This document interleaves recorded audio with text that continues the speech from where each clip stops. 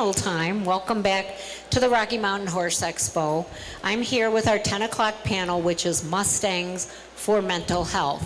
And we have some very nice guests with us. We have Connie Fries, who runs Project Tame in Colorado. We have Michelle Kay, who's also in Colorado with Mustangs and her veterans program. And then we have visiting from Michigan, we have Sarah and John, who are here. They're mental health professionals. They're going to be talking about a new program they're starting in the Chicago area. Oh, maybe Michigan, but no, I think it's going to be in the Chicago area, like it or not. But anyway, so I'm going to let our professionals take over from here, and I hope you enjoy this panel.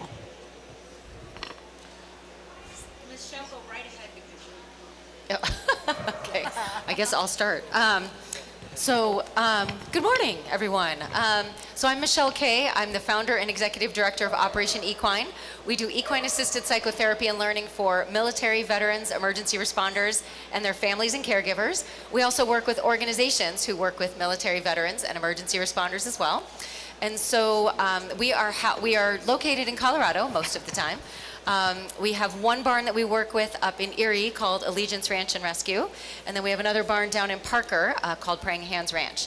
And so we work in both locations. We have mental health therapists in both locations, and so we serve individuals, we serve groups, we serve families, we serve couples, and then we also serve organizations like the Aurora Fire Department Peer Support Team, the Denver Police Department Peer Support Team. It's been wonderful to give them days of respite, an opportunity to come out and do leadership days, give them a break, let them do some team building and things of that nature.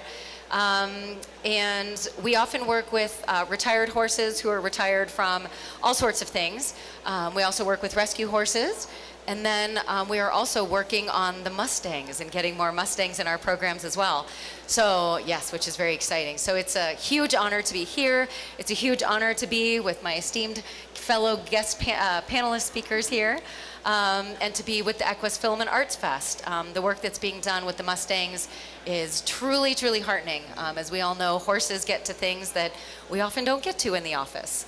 And we were joking this morning when we were telling stories that you just can't make up the things that happen. You don't have to, because the things that horses do, they get to things that in the office either take a really long time. Not that they can't be done in an office, of course, for those of us who also work in offices, but when you get to the horses know things that are subtle. The horses know things that sometimes the participants don't know themselves yet, and they know they're natural detectors of incongruence. So when we're being one way on the outside and feeling another way on the inside, the horses are the first ones to call us out. And with all of the clients and participants that I know we all work with, that's essential to the work that we do.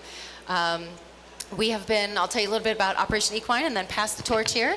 Operation Equine has been around since 2019, about 7 months before the pandemic hit. We became a 501c3, and all of our therapists are certified in either EGALA or with the Herd Institute, with equine guided education. And we take our cultural competence very seriously when it comes to the military, veteran, and emergency responder community. I've learned as a civilian, I have said some dumb things over the years, and fortunately I have friends who love me, who will, my military friends will take me aside and say, Michelle, don't say it like that, like, come here. So one of the other things that we also do is teach a military cultural competence training to other therapists and practitioners, coaches, employers, people who work with veterans, to help give them a stronger sense of who they're working with, and to empower people with something besides thank you for your service, to really be able to ask deeper questions, more meaningful questions, to create relationships before assumptions are made, and to be able to give them a wider and broader education about the community. So that's a little bit about us. Awesome. Yeah, thank you. Oh, I'm Connie Fries, and I have TAME, which is down in Montrose, Colorado. TAME stands for Teach, Advocate, and Mentor Through Equines. What we do is, I've partnered with GEMS, if you guys are familiar with GEMS, the sanctuary here in Colorado. They help us obtain third striker Mustangs, so they're all three-striker Mustangs, which means they have lost their protection from the government. And then I partner with Vista Charter School, which is an alternative high school in Montrose, Colorado. They send me, right now I have 7 of their youth, most of which are at risk. They've been, through some pretty hard things. And they learn how to gentle these third strike Mustangs and also build social emotional skills. Mustangs really have a way of teaching us who we are and helping us learn to love ourselves and communicate better outside of working with these horses. And a lot of my youth right now, they have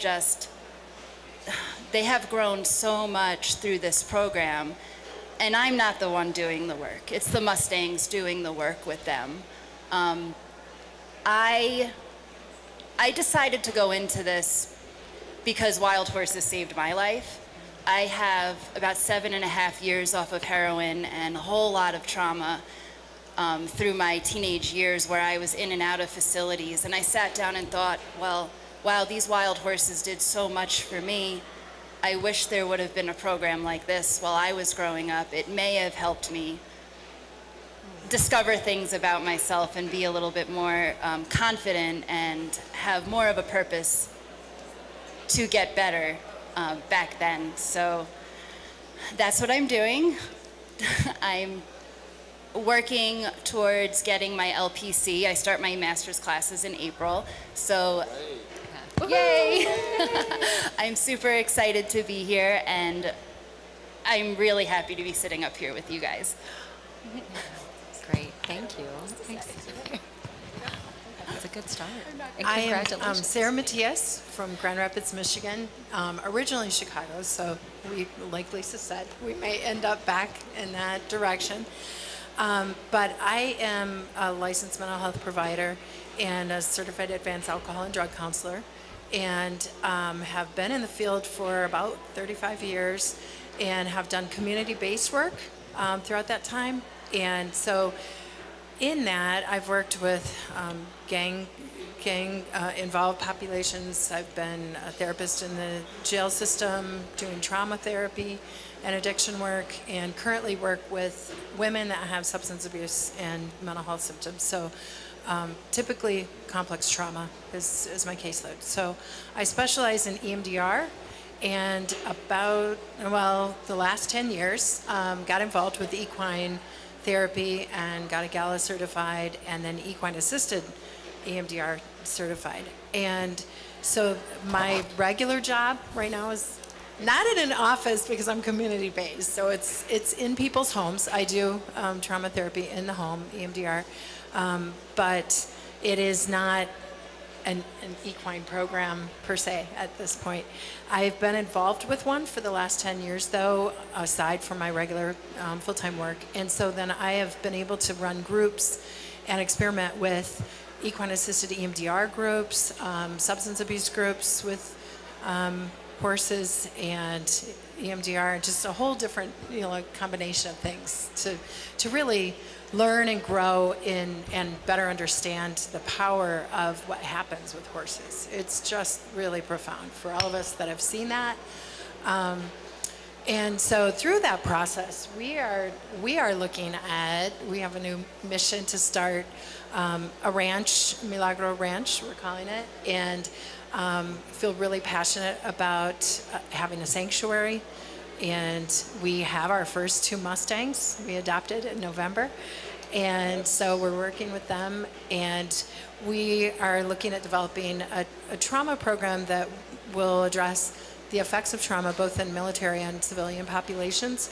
I'm an adult child of a combat veteran with PTSD, and my mother also had complex PTSD and a blended family with a lot of backstory, and so that led me down this journey to specialize in trauma work. And we have a daughter also who is a commander in the military and a Black Hawk pilot. And so we're just we both come from families that are military focused, a lot of extended family and immediate family that have served and are serving. And so we're really passionate about this because We know the impact of not getting treatment. We've lived with that. And so, it's just it's passion, it's not a job. And seeing the horses and the impact of that and how exponentially more effective and fast that process becomes, it's just a very powerful tool, if you will. And maybe we'll get a little bit more into that. I know I'm the neuroscience nerd, and so that's kind of my area, just in understanding why. And so hopefully, we can talk a little bit more about why horses, why they have that. We all know that they mirror. They're like these huge biofeedback mechanisms where they see what's inside of us, not, what's on the surface. But yeah, we'll talk more, as we go, hopefully, and answer questions. So. Yeah. And I'm her other half. But my name is John Matias, and I am LPC, bilingual, Puerto Riqueño. So Milagro is a miracle. And I think most of us probably in our minds have wished for a miracle, right? Get me out of this, or I wish that this thing would be transformed in my life. And so that's part of the story of Milagro Ranch, right, hon?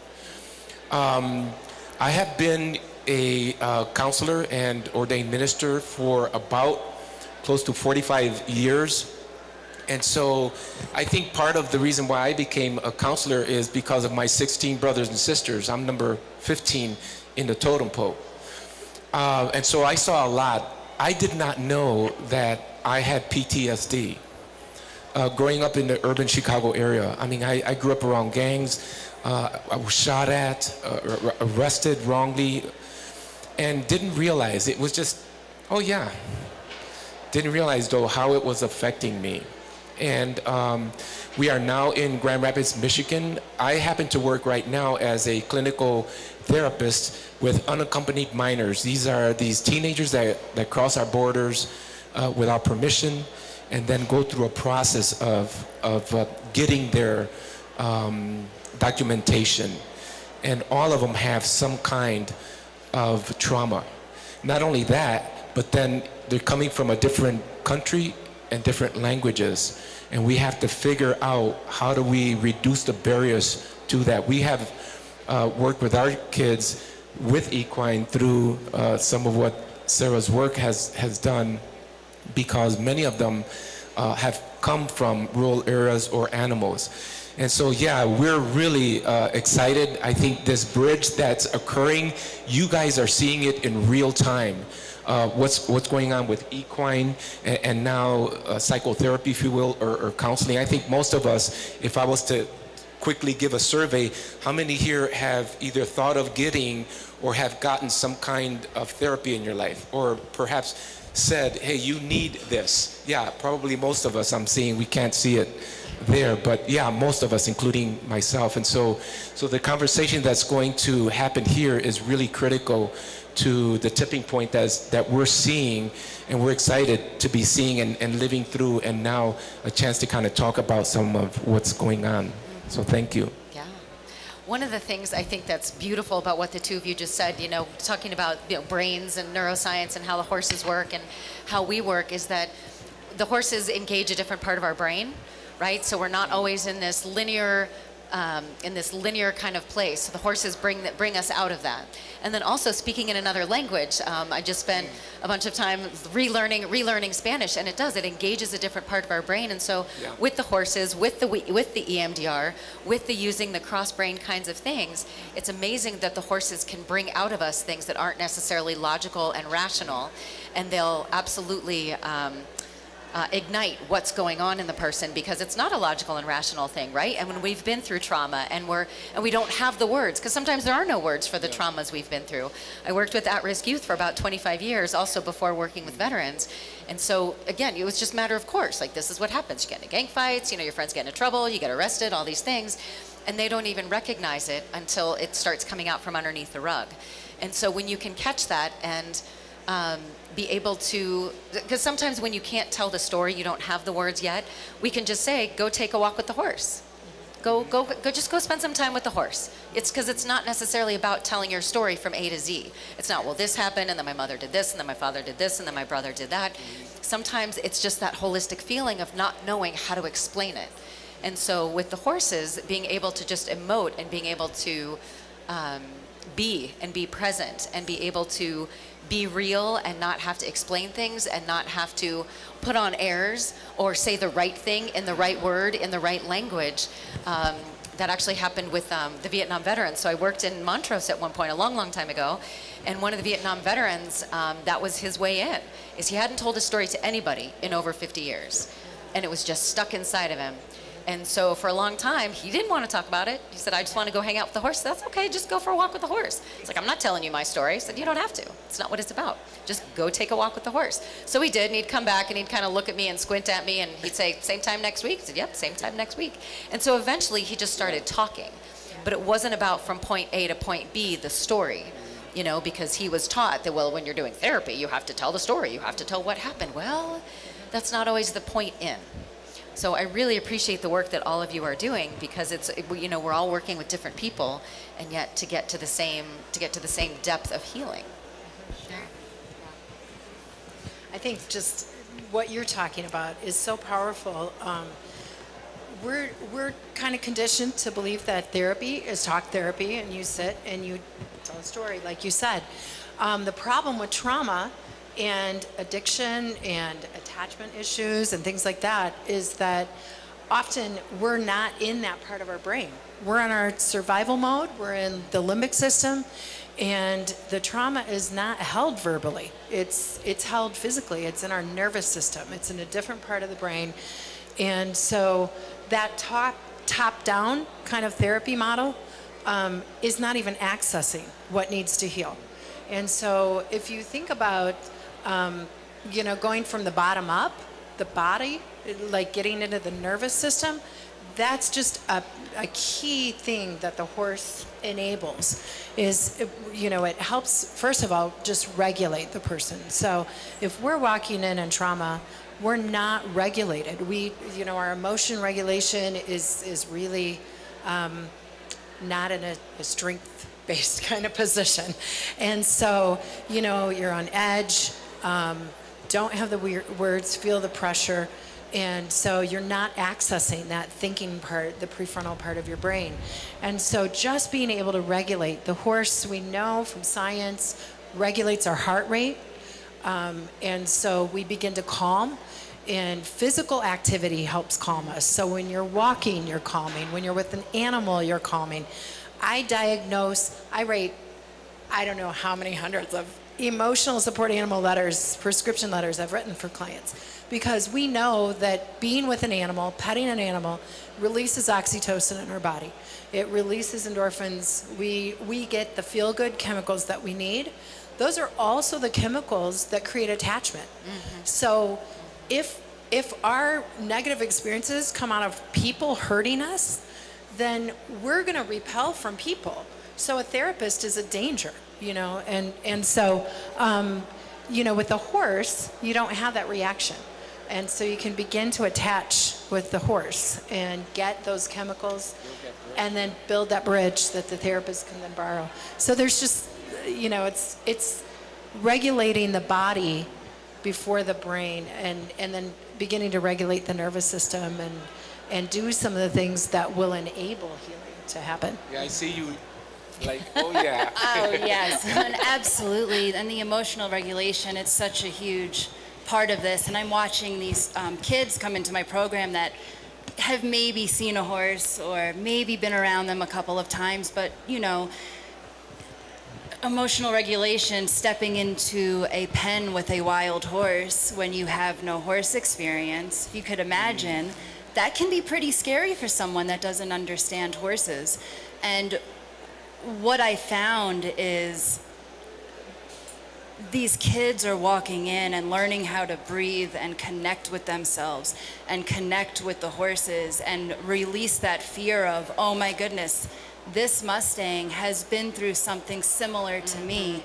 And I have one of my students out there right now, and she adopted one of the Mustangs that came in through the program. And she came to me and said, it saved my life. And that is why I'm doing what I'm doing. You know, so now we have a third striker that is safe and an awesome individual that gets to continue to grow. You know, so that emotional regulation piece is really, really huge. And I can't wait to dive into more of it through my master's program. Yeah, I think that you mentioned second chance. In Spanish, we say second, el second. That's goodwill. You know, it's a second chance to whatever, buy or recycle something. And we get that second chance so often. I think for us, or me, now being exposed to Mustangs was an amazing experience to see these creatures that have been in the Americas for such a long time, and the danger that they're in, probably a microcosm of much of our society, encroaching in their land and so forth, and then being displaced and so forth. But I think as we're looking at mental health, I think most of us have experienced it either, you know, in a hospital, whether it was orthopedic, or we see some folks that have some disabilities and they go into a writing program, and all of a sudden this miracle, milagro, seems to happen. Wait, they're talking or they're moving in ways that they weren't moving before, and all of a sudden, and they're coming back next week, and you're seeing some transformation take place in this relationship or partnership between this equine, this animal, and then this human, and vice versa. You know, I would venture to say that if the Mustang could speak, would probably say thank you for saving my life, and this partnership that takes place. And so we're really excited to, in this really early on journey, I am not a cowboy, let alone an urban cowboy. And so just learning this whole new language for me, this whole new culture for me, being in Colorado and seeing all these cowboys and folks walking around with their hats, that is not my experience at all, but excited at just a different frontier that we're seeing, and now an opportunity to be a part of. So. One of the things you said too, I love the word milagro, miracle, is that sense of wonder, right? That sense of curiosity. Like you said, when someone who's never been with a horse walks into a round pen, no less a Mustang, right? This wild horse, and you're looking at each other and you're watching the horse's, you know, body language, and you're watching your own, and it's such a beautiful thing, and just a breath. The simplest thing with our nervous system, you know, because when we get nervous, we, you know, hold it all up here, and then sometimes if the horse can relax a little bit and they give a, you know, or they take a breath, or they stretch their mouth and they stretch their tongue and they do that thing that makes us all chuckle. And to watch somebody else, right, who, like you said, if they're scared or if they're unsure, and just that sense of wonder and curiosity, and how often, right, we have to allow ourselves to be vulnerable, to be in a place of curiosity and wonder. And with a lot of the people we work with, they don't want to be vulnerable. Like, I'm not giving you this, I'm not giving you this, I'm not giving you this. But with this horse, they might let their guard down a little bit and allow themselves to be vulnerable, to even wonder, and then realize that they aren't breathing. I'll do that sometimes. I'll step up next to one of my participants because I can feel when they're not breathing, and then I watch the horses and they're not breathing either, and I'll just go like this. I'll just go and use those mirror neurons, and they look at me, they're like, oh, I wasn't breathing, was I? Nope. I still have participants come to me and say, yeah, I was the one that wasn't breathing that day. You know, so just even that simple thing, because then they can take that skill and extrapolate that into the world, right? That exhale, and be able to say, okay, if I'm going into a courtroom, right? If I'm going into with a teacher or with a therapist, or, you know, with a government official, or if I'm going in the VA and I'm all tense, if I can just remember that exhale, it's going to affect the next situation differently. You looked like you were going to hop in on that. Oh, I'm just agreeing all the way. Yeah. Absolutely. Yeah. Yeah, I think just, you know, you mentioned nervous system, and mammals all have the same nervous system. So we are wired with the same neurochemicals, the same process, the same limbic system. We have a more, you know, advanced prefrontal cortex, so we can lie, we can deceive, we can fake, we can do all these things that they can't. And so they are what they are. And I think that's one of the things that they bring out in us, you know, when you're watching that process, is that you have to be real. You have to be real in front of a horse. And why horse? You know, like I said, I write these ESA letters for all kinds of animals. I have clients with hedgehogs, and I've even written a goldfish tank. Well, what were they? There were some other kind of like tetras or something. But you know, for the apartment complex, to allow my client to have a fish tank on the third floor, they had to have a letter, but just watching, you know, so watching the fish swim was calming. But if you imagine the impact, you know, of a cat or a dog, and then multiply that times 100 pounds, so you have this enormous animal in front of you that you can't ignore. And the other part of that too is that as prey animals, there is that whole extra level of hypervigilance and all of these things that are present in trauma and PTSD and anxiety, that is just, you see that instant connection of just nonverbal, that they understand, they get me. And for people like, you know, we are not per se, we're not horse people. We've always loved horses. We've always, you know, like on vacation, gone horseback riding and sent our kids to horse camp and things like that. But we were inner city urbanites who didn't, you know, grow up with that opportunity. And so now looking at that and seeing the difference and just understanding the nuances between predator and prey animals, and the size differential is just, it's profound. And the effect that has on the nervous system with the mirror neurons and how they regulate. And also, I think, you know, just since COVID, speaking about the inner city and the urban context that we're working in right at the moment, it's ramped it to another level where people live on screens. And so everybody, you know, kids were online for school. A lot of stayed online. I know, like for my husband, when you have 16 kids in the inner city of Chicago and there's a different gang on every block, it's safer to keep your kids locked in the house with televisions than it is to have them roaming the neighborhood. And so kids literally grow up with a screen as their parent. And what that does to your brain is, it's so damaging because you're not developing these parts of your brain that are reading signals, that are co-regulating with other living beings.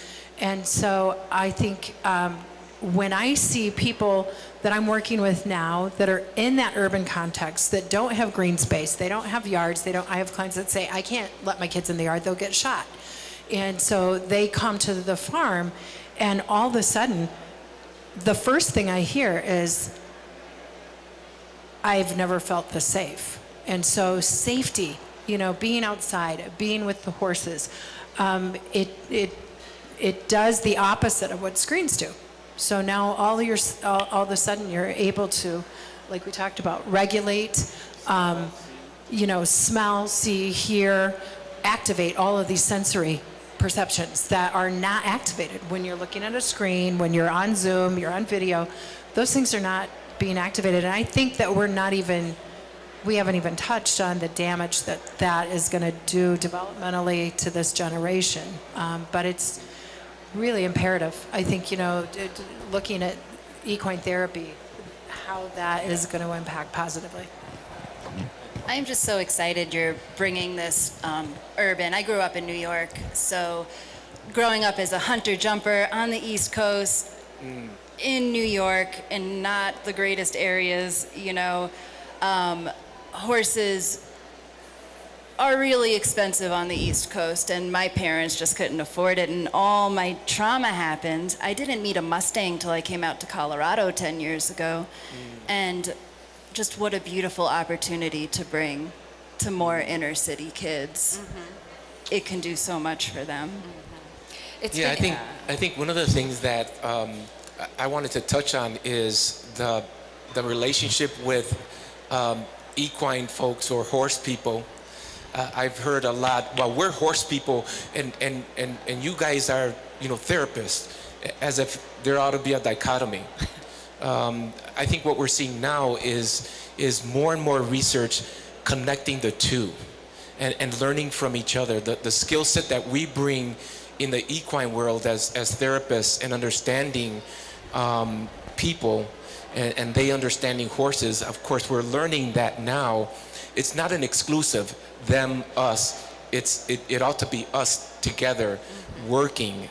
If we partner, if you're not a therapist but an equine, hey, partner with a therapist. If you're a therapist and not equine, hey, partner with an equine.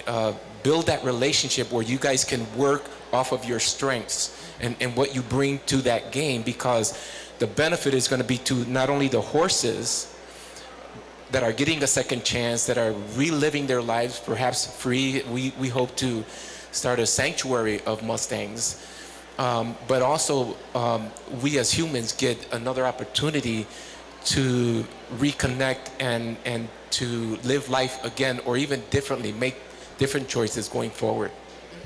Absolutely. There's a lot of times that people say, a lot of horse people, because I get the fortune of being both, but when someone says, well, I'm not a therapist, but like, you don't have to be a therapist. If you're paying attention, you're a human being. You can watch someone take a breath when they feel comfortable, when they don't, when their shoulders go up and when their eyes get wide and when they relax a little bit. If you're a human being paying attention, right? And of course, there's additional training you can get, both as an equine specialist as well as a therapist. Like you said, the partnership of it is beautiful, right? And one of the ways that we work with the veterans too is in a peer group. So it's really cool to watch the veterans give each other feedback. So perfect example, we had this veteran in, and the man was built like a refrigerator, like 6'2", all sorts of, tatted out, and a huge leader. And we were doing a free lunging exercise where it wasn't in a round pen, but we still had the lunge line, and we were teaching people how to lunge, again, because we're talking about pressure and release, right? So he was talking about he was having challenges with his 16-year-old son, and he said, we're just not getting each other. Like, I don't understand. Like, he's too sensitive, and he was just really struggling with it. So of course we give him the biggest horse. She's a Clydesdale. Her name is Briar. We're very, very fortunate to work with her. And she's huge, right? She's a dinosaur. Her head's like this big. And so he gets in with, in this large arena, and he's lunging this horse, and he realizes just by his physical presence, he starts leaning in, and of course she starts racing around him. And all he's, and so his breath is, and his eyes are getting wide, and his chest is getting tighter, and he's leaning in harder, and she's going around faster. So Lee Dudley, if you're watching this, she and I are co-facilitators down at Praying Hands Ranch. She's amazing. She is a gift from the universe. She just comes in and she says, just take a breath. Just take a breath. Just take a breath. And so he starts slowing down, and his shoulders go down, and his jaw drops a little bit. And now Briar starts slowing down. She starts trotting around him. And so Lee's working with him to just breathe. And so we're all watching this. And so his peers are outside just their eyes are big and their jaws are dropped. And because he had been talking about his relationship with his 16-year-old and wanting to make it better. And so, you can talk about this all day long, but to feel it with this, almost 2,000-pound animal. And he gets out, and we're debriefing, and he says, oh my God, I get it. I've been putting too much pressure on him.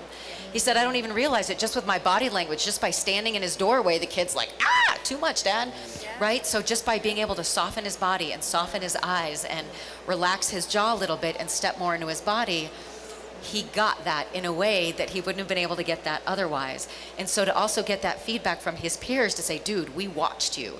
We watched how that horse changed. And so he's getting it from his brothers, who are also giving him that feedback, who he trusts. And so by being able to partner in a peer situation, when it's, whether it's youth giving each other feedback, us doing it, the horse people, the therapists, because we all bring our superpowers to the table, and we're all going to see something different. And being able to give that feedback to somebody, they're going to get it differently than if it's just, cut and dry, black and white.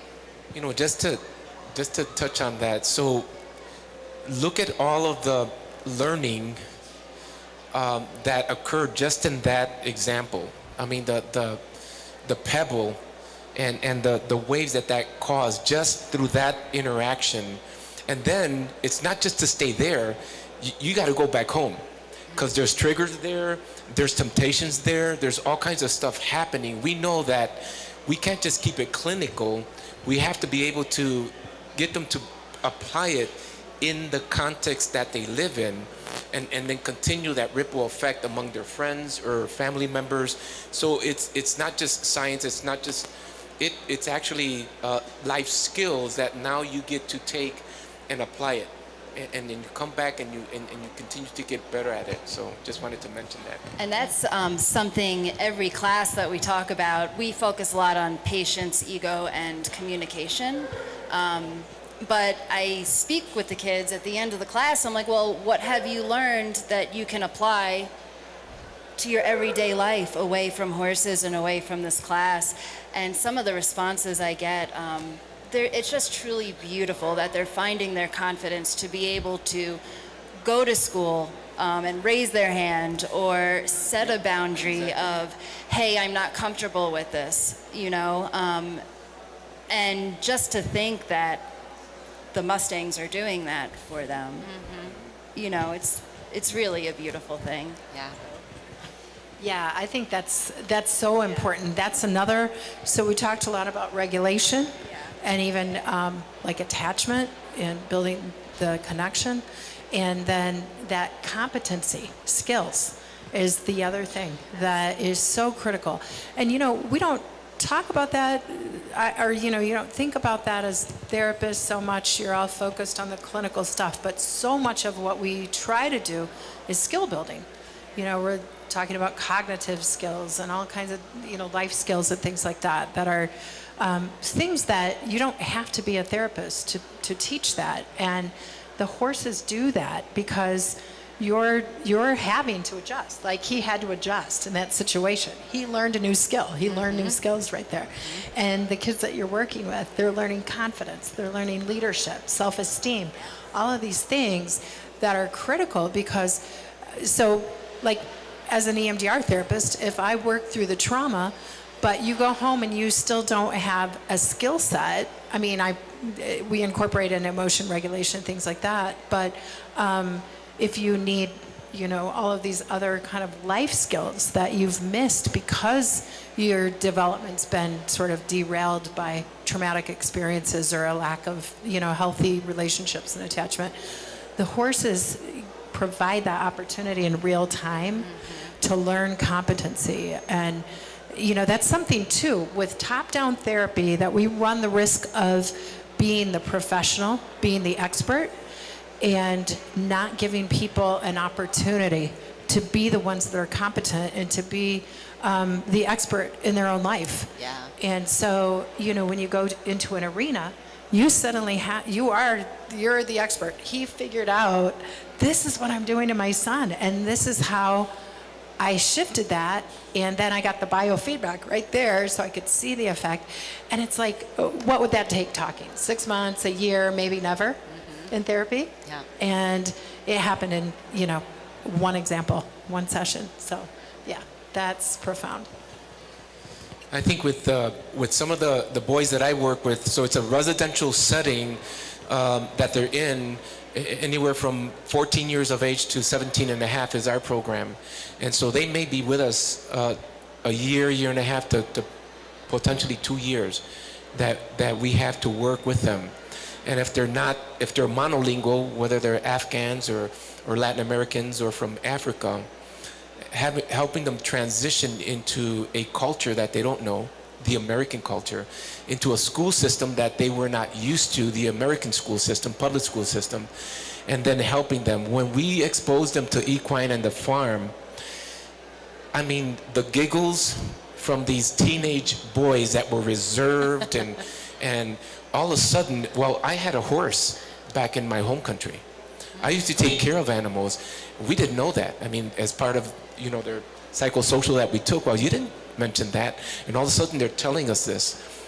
So natural around these animals. Or all of a sudden they started talking about something that wasn't included in something that we had talked about. And yet we had another door that we can walk through and walk with them through. And then that animal helped us get there. And so we started to understand the not only the power of that, but then the bridge building that takes place. You were mentioning that many of your students then begin to help each other. We found that to be true as well, is that all of a sudden they found out that, wait a minute, so-and-so who I used to have an attitude towards or who I wasn't sure about, all of a sudden, wow, I can begin to build a trust with that person that is going to help them see their relationships differently. And we experience that with these unaccompanied minors too. I love that. Yeah, you can often, when someone's having a hard time, they don't want to talk about it, or they're being resistant to talking about it, and they're just kind of checking things out. That's the beautiful thing about a herd observation, right? Is you put the horses out there together, and you say, just what do you see out there? It's like, it's not about you. What do you see out there? Well, that horse doesn't like that horse, and that horse is the mean horse, and that horse is the boss, and that, right? And then all of a sudden, you're talking, right? Because then that's where the story comes out. Like, oh, which one do you feel like today? Oh, well, I'm that one, and my sister's that one, and my dad's that one, and my mom's that one, and I would never be that one, right? And then all of a sudden, you've got the metaphor, and you're being able to talk about it in metaphor, because then it's not about me. It's, oh, well, that horse is doing that, and if I were that horse, right? It's kind of like play therapy, and being able to talk about it. So then all of a sudden, right, then you're learning new things about your participants that you didn't know before, simply based upon their observation of, well, that one's the angry one, and that one's the lonely one, and Absolutely. yeah. I think that, again, that's the beauty of bridging equine with therapists, if you will, is some of the skill sets. Because again, our goal is to help folks go back into the context of where they live it, and then be successful and overcomers. Yeah. And that's really critical. We sometimes not negate, but we don't trust our experiences or even our skill sets in what we bring, whether it's equine learning or whether you're helping a person. I do a lot of DBT and helping emotion regulation, helping them. I define it as not making a mistake where I suffer the consequences of what I did. So if I explode and I hit you, all of a sudden you're calling the cops on me. Well, I want to try to avoid that. So how do I get you not to do that so that you don't suffer, or so that you think about, if I do this 3 steps down the line, oh man, boom, I exploded. And of course, our emotions are like a volcano, and we keep them in, and then we can't control it. I mean, it's spilling all over the place, and it's messy. And so with DBT, we help people regulate that emotion to such.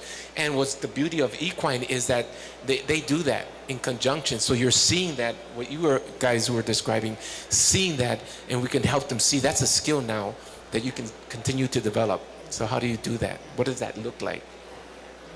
Yeah, and I think as we're wrapping up here, so if you all have any questions, we'll wrap it up here on this end and see if anyone has any questions. But what you were talking about too is that, so with the Mustangs, right, being able to spend that time gentling, it's sometimes I'm not ready to make it about me yet.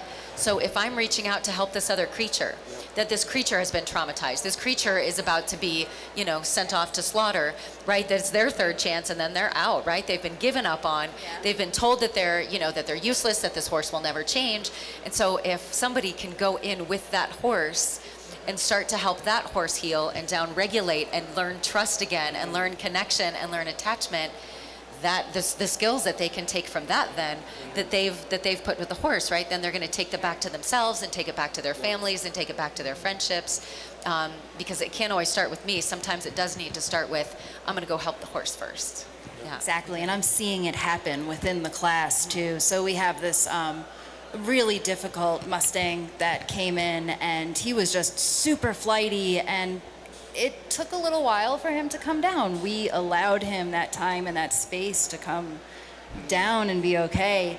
One of the newer students felt really drawn to him and started working with him, and all of a sudden they're leading, and he's rubbing along the side of the neck. And a previous student that is also a current student really wanted to connect with this Mustang, but was so nervous. And I turn around and I see him say to her, "Come in, just come in and breathe and stand with me." And before you know it, she's up there touching him, and he's coaching her through it. And I'm like, well, look at this beautiful domino effect that I know is happening when they're away from the horses and they're living their everyday life, so yeah. Any closing words from the two of you? I love that we, you ended on that, because I think back to, a comment I said earlier about them having mammals. All of us have the same nervous system. And when we're not comfortable in our own body, we act it out physically. some kind of way. We're all projecting our affect, whether we know it or not. So, if a kid is exhibiting behavior, there's something going on inside, and the same thing with a horse. And so I think you can just, like, people can, somebody seeing what the horse is doing. I've seen it. I had a client, he was probably 7 or 8, and we had a mini horse that was just, oh my goodness, like, so naughty. I mean, so naughty. And so that mini horse was just tearing up, just being wild and crazy. And the equine specialist that I was working with wanted this kid to pick a different horse at that point. And he was like, out of nowhere, just was like, he's just like me. And it was just like, wow, you can't even make this up. But he could see his own out of control behavior physically in this horse. And then we were able to just do so much with that. It was amazing, the insight. So, yeah, it's exciting. And I think, too, part of our sanctuary that, in doing community-based, home-based, being in homes and having the opportunity to interact with thousands, literally, I think thousands of animals over these 35 years, I can see the effects of therapy tools on the animals as well. So that's something that we are planning to incorporate in our program is doing therapy. Doing therapy with the animals coming in, as they need it. So it's... Before we close out, too, before we turn it over, will you please remind everyone who you are and how they can find you? Yeah. So my name is John Matias and live in Grand Rapids, Michigan. MilagroRanch.org. When you go to it, you'll see still in progress. And so it's going to be exciting when it actually goes live. It's going to be dynamic. So MilagroRanch.org. Right. And I'm Sarah Matias in Grand Rapids, Michigan, too. And so if you Google our names, we're therapists in the community, but it will be MilagroRanch.org soon. Very exciting. I'm Connie Fries. It's spelt like fries, so super easy to remember if you put that in, and Connie with a K. I am across all social medias, and my website is projecttame.org. There is a hyphen between project and tame, just to complicate it for you. Nice. And I'm Michelle Kay with Operation Equine. It's operationequine.org, and it's Michelle Kay, Kaye. So with that, any questions from the audience or comments, things that you heard that were inspiring, or questions that you might have? Okay. Well, I think that's a wrap.